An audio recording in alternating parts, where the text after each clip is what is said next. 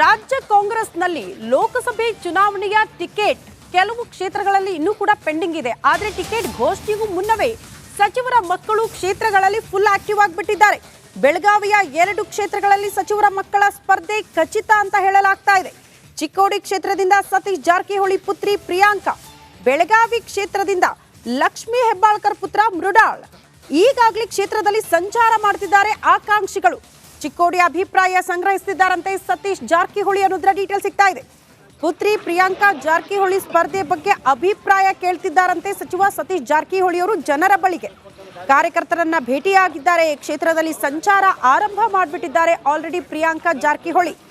ಮತ್ತೊಂದು ಕಡೆ ಬೆಳಗಾವಿ ಲೋಕಸಭಾ ಕ್ಷೇತ್ರದಲ್ಲೂ ಕೂಡ ಸಚಿವೆ ಲಕ್ಷ್ಮೀ ಹೆಬ್ಬಾಳ್ಕರ್ ಅವರ ಪುತ್ರ ಮೃಣಾಲ್ ಇವರು ಕೂಡ ಕ್ಷೇತ್ರದಲ್ಲಿ ಸಂಚಾರ ಮಾಡ್ತಿದ್ದಾರೆ. ಒಂದ್ ರೀತಿ ಪ್ರಚಾರವೇ ಆರಂಭ ಆಗ್ಬಿಟ್ಟಿದೆ ಟಿಕೆಟ್ ಘೋಷಣೆಗೂ ಮುನ್ನವೇ. ಯಾಕಂದ್ರೆ ಚಿಕ್ಕ ಸುಳಿವಂತೂ ಸಿಕ್ಕಿದೆ ಅವರ ಮಕ್ಕಳಿಗೆ ಟಿಕೆಟ್ ಕನ್ಫರ್ಮ್ ಆಗುತ್ತೆ ಅನ್ನುವಂತಹ ವಿಚಾರ. ಹಾಗಾಗಿಯೇ ಕ್ಷೇತ್ರದಲ್ಲಿ ಸಂಚಾರ ಆಗ್ತಾ ಇದೆ. ಕಾರ್ಯಕರ್ತರ ಜೊತೆಗೆ ಒಂದಷ್ಟು ಸಭೆಗಳು, ಆ ಪ್ರಚಾರದ ಪ್ಲಾನಿಂಗ್ಗಳು, ಕ್ಷೇತ್ರಗಳಲ್ಲಿ ಫುಲ್ ಆಕ್ಟಿವ್ ಆಗಿದ್ದಾರೆ ಸಚಿವರ ಮಕ್ಕಳು ಅನ್ನುವಂತಹ ವಿಚಾರ.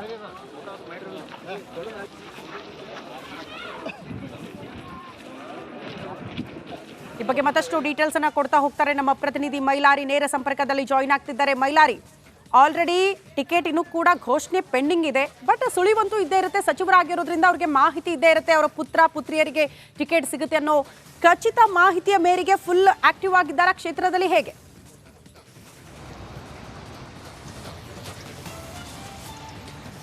ಖಂಡಿತ ಶ್ರುತಿ, ಬೆಳಗಾವಿ ಲೋಕಸಭಾ ಮತ್ತು ಚಿಕ್ಕೋಡಿ ಲೋಕಸಭಾಗೆ ಈವರೆಗೂ ಕೂಡ ಟಿಕೆಟ್ ಘೋಷಣೆ ಆಗಿಲ್ಲ. ಆದರೂ ಕೂಡ ಇಬ್ಬರು ಸಚಿವರ ಮಕ್ಕಳು ಕೂಡ ಈಗಾಗಲೇ ಅಖಾಡಕ್ಕೆ ಇಳಿದಿದ್ದಾರೆ, ಪ್ರಚಾರವನ್ನು ಮಾಡ್ತಿದ್ದಾರೆ ಮತ್ತು ಮುಖಂಡರು ಕಾರ್ಯಕರ್ತರ ಸಭೆಯನ್ನು ಮಾಡ್ತಿರುವಂಥದ್ದು.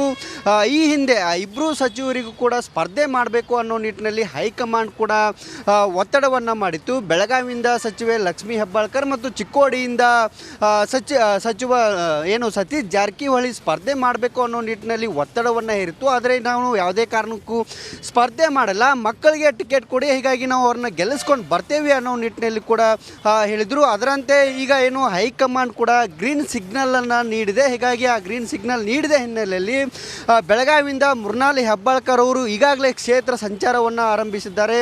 ಮುಖಂಡರು, ಕಾರ್ಯಕರ್ತರು ಮತ್ತು ದೇವಸ್ಥಾನಗಳಿಗೆ ತೆರಳಿ ಸಭೆಗಳನ್ನು ಮಾಡ್ತಿದ್ದಾರೆ, ದೇವರ ಆಶೀರ್ವಾದವನ್ನು ಕೂಡ ಪಡೆದುಕೊಳ್ತಿದ್ದಾರೆ. ಮತ್ತೊಂದೆಡೆ ಚಿಕ್ಕೋಡಿ ಲೋಕಸಭಾ ಕ್ಷೇತ್ರದಲ್ಲಿ ಸಚಿವ ಸತೀಶ್ ಜಾರಕಿಹೊಳಿ ಅವರ ಪುತ್ರಿ ಪ್ರಿಯಾಂಕಾ ಜಾರಕಿಹೊಳಿ ಅವರು ಕೂಡ ಕ್ಷೇತ್ರ ಸಂಚಾರವನ್ನು ಮಾಡಿದ್ದಾರೆ. ನಿನ್ನೆ ಅಷ್ಟೇ ಕೂಡ ಅವರು ಯಮಕನ್ಮಡಿ ಕ್ಷೇತ್ರದಲ್ಲಿ ಕಾರ್ಯಕರ್ತರು, ಮುಖಂಡರ ಸಭೆಯನ್ನು ಮಾಡಿದ್ದಾರೆ. ಜೊತೆಗೆ ಅಭಿಪ್ರಾಯ ಸಂಗ್ರಹವನ್ನು ಕೂಡ ಮಾಡ್ತಿದ್ದಾರೆ. ಮತ್ತೊಂದೆಡೆ ಸಚಿವ ಸತೀಶ್ ಜಾರಕಿಹೊಳಿ ಅವರು ಕೂಡ ಪುತ್ರಿಯನ್ನು ಕಣಕ್ಕಿಳಿಸಿರುವ ಬಗ್ಗೆ ಕ್ಷೇತ್ರದಲ್ಲಿ ಅಂದರೆ ಚಿಕ್ಕೋಡಿ ವಿಧಾನಸಭಾ ಕ್ಷೇತ್ರಗಳಲ್ಲಿ ಕಾರ್ಯಕರ್ತರು, ಶಾಸಕರ ಅಭಿಪ್ರಾಯ ಸಂಗ್ರಹ ಕೂಡ ಮುಂದಾಗಿರುವಂಥದ್ದು. ಯಾವುದೇ ಕಾರಣಕ್ಕೂ ಚುನಾವಣೆ ಸಂದರ್ಭದಲ್ಲಿ ಒಳ